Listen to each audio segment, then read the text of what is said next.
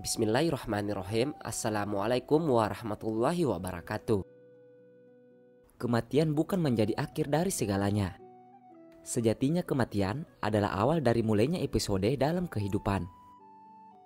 Bukanlah menjadi kemusnahan, melainkan suatu perubahan serta perpindahan awal hidup sebenarnya.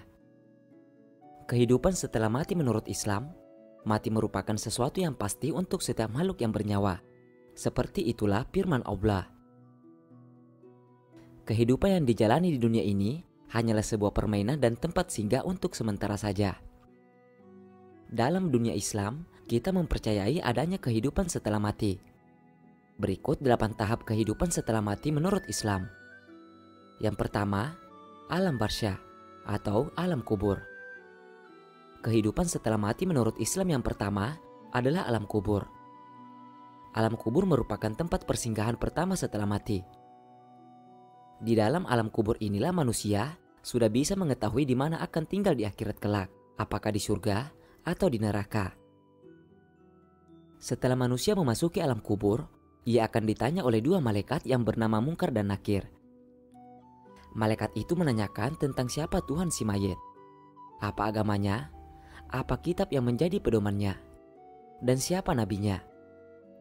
Si mayit akan menjawab pertanyaan 2 malaikat tersebut sesuai dengan amaliyahnya di dunia, yaitu siapa yang menjadi Tuhannya dalam pengalamannya ketika hidup di dunia, apa agamanya ketika hidup di dunia, apa kitab yang menjadi pedomannya ketika hidup di dunia, dan siapa nabi yang ia ikuti ketika di dunia.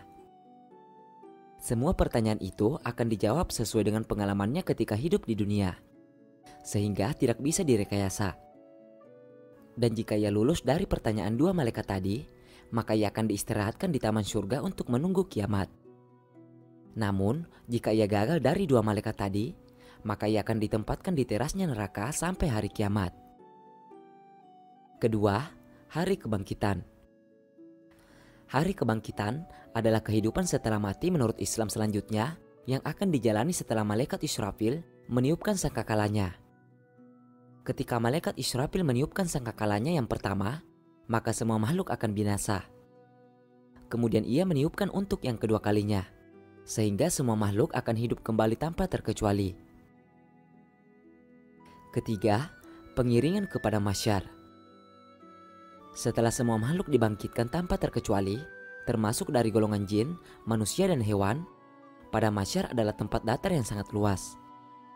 Di tempat ini semua makhluk dari bumi dan langit lapisan ke-7 dikumpulkan untuk diadili. Semuanya berkumpul dalam keadaan berdesak-desakan. Setiap manusia pada hari itu akan diadili dengan diiringi oleh 2 malaikat. Yang satu sebagai pengiringnya dan yang satu lagi sebagai saksi atas semua perbuatannya di dunia.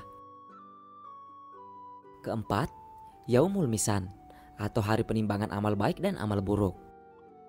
Setelah semua makhluk terkumpul dalam padang mahsyar, tibalah saatnya untuk memperlihatkan buku catatan amal dari jin dan manusia. Amal mereka akan ditimbang dan dihitung mana yang lebih banyak amal baik atau amal buruk. Yang kelima, Yaumul Hisab. Setelah menerima buku catatan, para jin dan manusia akan menjalani perhitungan amalnya. Semua amal kebaikan sekecil apapun akan mendapat balasannya. Dan sebaliknya, semua amal kejelekan sekecil apapun juga akan mendapat balasannya. Sesungguhnya kepada Kamilah kembali mereka. Kemudian sesungguhnya kewajiban Kamilah menghisap mereka. Quran Surah Al-Ghasyiyah ayat 25-26. Rasulullah Shallallahu Alaihi Wasallam sering berdoa di dalam sholat dengan mengucapkan, yang artinya, Ya Allah, hisapkanlah diriku dengan hisap yang mudah. Kemudian Aisyah radhiyallahu anha bertanya tentang apa itu hisap yang mudah. Rasulullah Shallallahu Alaihi Wasallam menjawab, Allah memperlihatkan kitabnya, kemudian Allah memaafkannya begitu saja. Barang siapa yang dipersulit hisapnya, niscaya ia akan binasa. Keenam, melintasi jembatan yang lurus atau Shiratal Mustaqim. Setelah melalui proses hisap, semua manusia akan melewati jembatan yang lurus atau yang biasa disebut dengan Shiratal Mustaqim. Dalam melintasi jembatan ini, proses hisap yang sebelumnya dijalani sangat menentukan nasib manusia.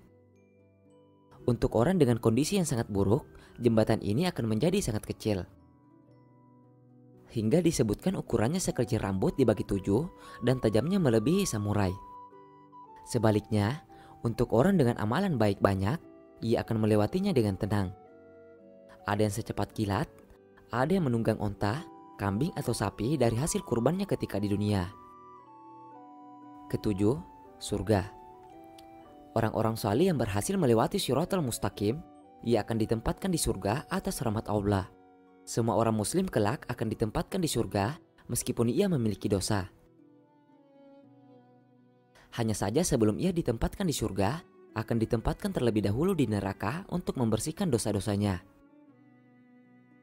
Kedelapan, neraka. Neraka adalah tempat bagi semua orang yang memiliki dosa, baik itu muslim atau kafir. Disebutkan di dalam kitab suci Al-Quran bahwa terdapat 7 tingkat neraka. Hal ini sebagaimana firman Allah. Tiap-tiap pintu telah ditetapkan untuk golongan yang tertentu bagi mereka.